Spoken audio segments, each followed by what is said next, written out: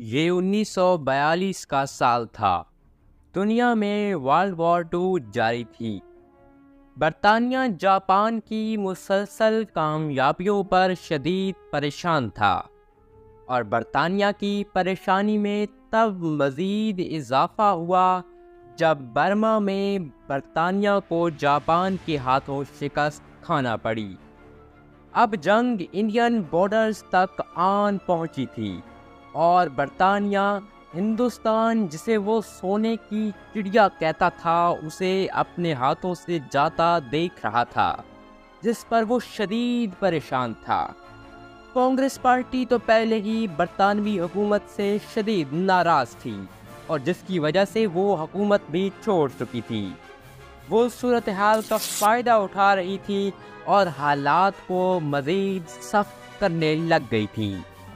دوسری طرف برصغیر کی اندرونی سیاست میں بھی مسلم لیگ اور کانگریس کے درمیان حالات مزید کشیدہ ہوتے جا رہے تھے۔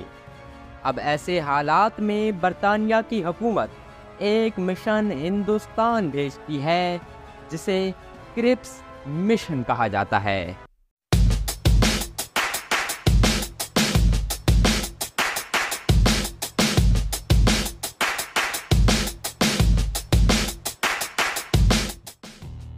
دوسری جنگ عظیم میں صورتحال یہ تھی کہ سنگاپور برطانیہ کے ہاتھ سے جا چکا تھا، اور برما میں بھی شکست برطانیہ کا مقدر ہو چکی تھی۔ ایسے میں انڈیا پر حملے کا خطرہ روز بڑھتا ہی جا رہا تھا۔ برطانیہ کی جنگی کابینہ بھی ہندوستان کے معاملے پر اختلافات کا شکار تھی۔ دوسری طرف جاپان نے امریکہ کے ساتھ بھی جنگ کا اعلان کر دیا تھا، اور امریکہ بھی اب برطانیہ کی ناکامیوں پر تنگ آ رہا تھا۔ برطانوی وزیر اعظم ونسٹن چرچل انڈین پارٹیز پر سمجھوتا نہیں کرنا چاہتے تھے۔ وہ انڈیا کو خود مختار ریاست کے طور پر دیکھنا ہی نہیں چاہتے تھے، جبکہ امریکہ اپنے مفادات کے لیے برطانیہ پر اب دباؤ ڈال رہا تھا۔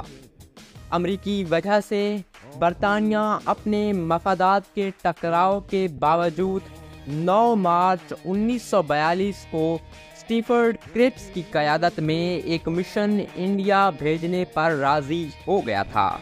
یہ مجبوری کا مشن تھا جسے کرپس لیڈ کر رہے تھے۔ 22 مارچ کو کرپس کا جہاز دہلی لینڈ کرتا ہے۔ اس وقت تک انگریز جنگ کے اختتام پر ہندوستان کو آزادی دینے کے لیے تیار ہو چکے تھے۔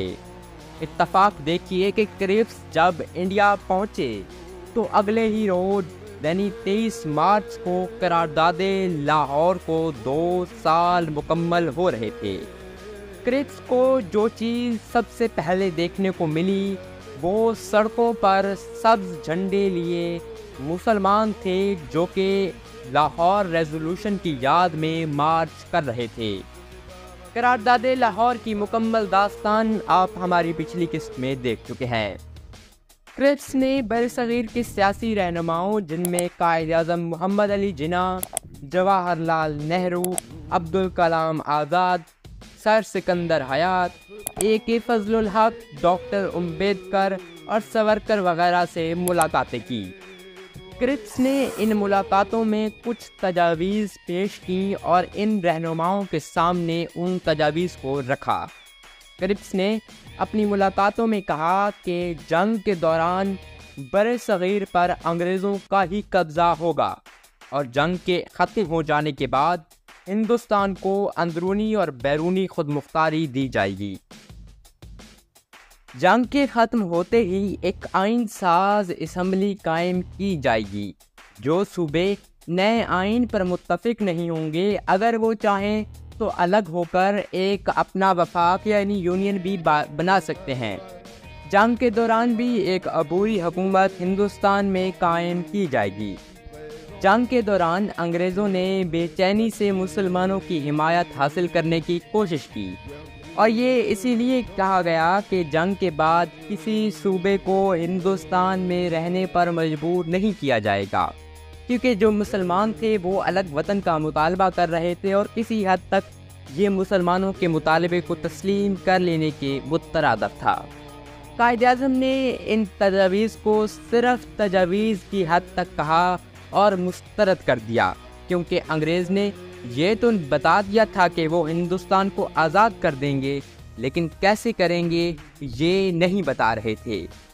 یہ مشن کامیاب تو نہ ہوا، مگر اس کا فائدہ جنگ عظیم دوم کے ختم ہو جانے کے بعد یہ ہوا کہ انگریز مسلمانوں اور ہندوؤں سے ہندوستان چھوڑنے کا وعدہ کر چکے تھے اور اب ان کو ایسا کرنا تھا۔